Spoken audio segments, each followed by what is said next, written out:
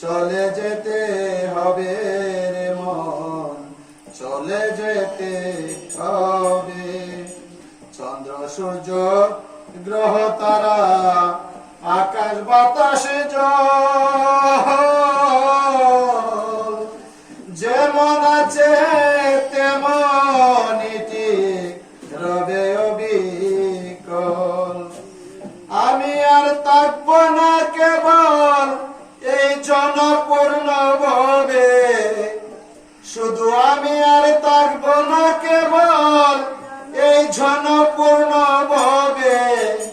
সুন্দর পৃথিবী ছেড়ে একদিন চলে যেতে হবে রে মন, চলে যেতে হবে। এই পৃথিবী যেমন আছে তেমনি ঠিক রবে। সুন্দর পৃথিবী ছেড়ে একদিন চলে যেতে হবে রে মন, চলে যেতে হবে।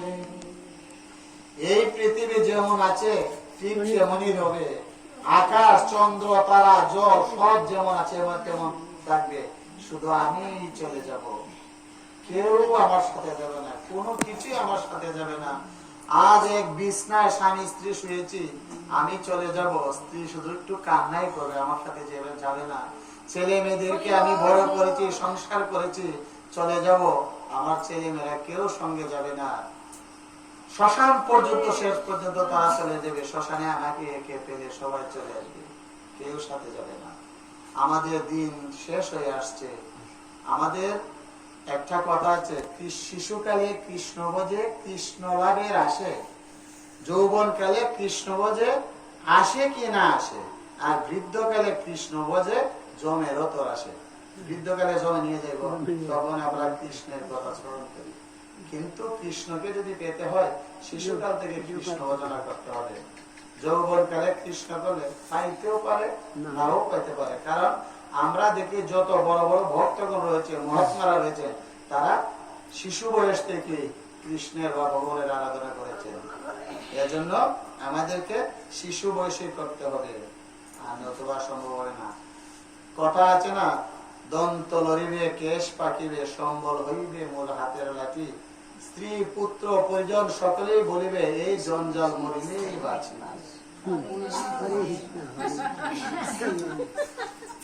ঠিক বলছি না?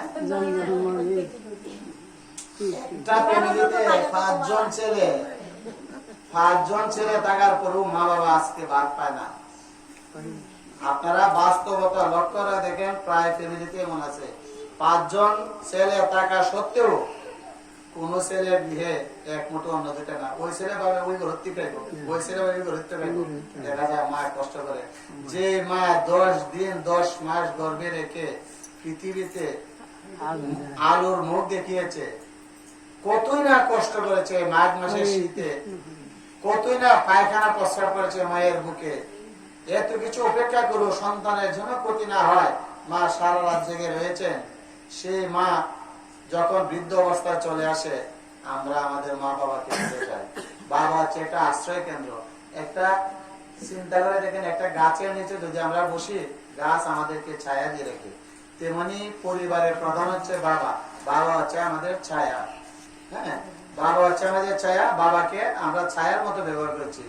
আর মা গর্ভধারণে মা, আমার শরীরে চামড়া দিয়ে মায়ের পায়ে জুতা বানালেও মায়ের এক ফোঁটা দুধের ঋণ শোধ করতে পারবো না।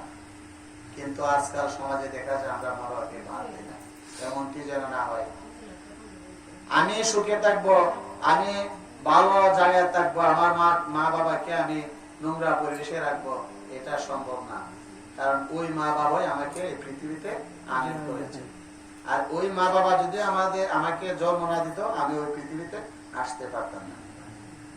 তাই মা বাবাকে আমরা যে যতটুকু পারি আমাদের সাধ্য মতো আমরা মা বাবাকে যেন সম্মানের সহিত রাখতে পারি, মা বাবাকে যেন আমরা ভালোবাসতে পারি, এই চেষ্টাটা আমার থাকতে হবে, সকলেই থাকতে হবে। এজন্য কি করতে হবে?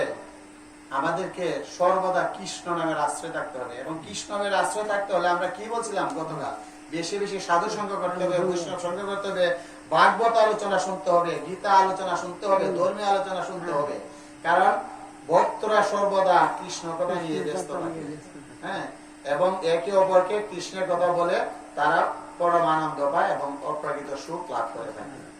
হ্যাঁ, ওই যে বলছিলাম বৈষ্ণব সঙ্গ করলে, সাধু সঙ্গ করলে কি করতে হয়, আমাদের গানের উদাহরণ, বুঝছেন? উহে বৈষ্ণব ঠাকুর দয়ার সাগর, এ দাসে করুণা করি। প্রার্থনা করছে বৈষ্ণবের কাছে, উহে বৈষ্ণব ঠাকুর দয়ার সাগর, এ দাসে করুণা করি। তুমি দিয়া পদ ছায়া শুধু হে আমারে, তুমি দিয়া পদ ছায়া শুধু হে আমারে, তোমার চরণে ধরি, তোমার চরণে ধরি। অর্থাৎ বৈষ্ণবের যদি কৃপা করে তাহলে আমারে শুধরাইতে পারে। অর্থাৎ আমি যে অবস্থায় আছি আমাকে বৈষ্ণবে কৃপা করে শুধরাতে পারে। সয় বেগ ধ্বনি সয় দোষ সুধি, সয় দেহ গুণ দাসে, উহে বৈষ্ণব ঠাকুর দয়ার সাগর, এ দাসে করুণা করি। আমি তো কাঙ্গাল কৃষ্ণ কৃষ্ণ বলি, আমি তো কাঙ্গাল কৃষ্ণ কৃষ্ণ বলি, দায়িত্ব পাছে পাছে, দায়িত্ব পাছে পাছে, ওহে বৈষ্ণব ঠাকুর দয়ার সাগর, এ দাসে করুণা করি। আমরা যদি বৈষ্ণব সঙ্গ করি, বৈষ্ণব কৃপা করলে আমরা ভগবানের কৃপা লাভ করতে পারবো। কি সুন্দর বলছে, উহে বৈষ্ণব ঠাকুর দয়ার সাগর, এ দাসে করুণা করি, এ দাসে করুণা করি, কৃপা করে।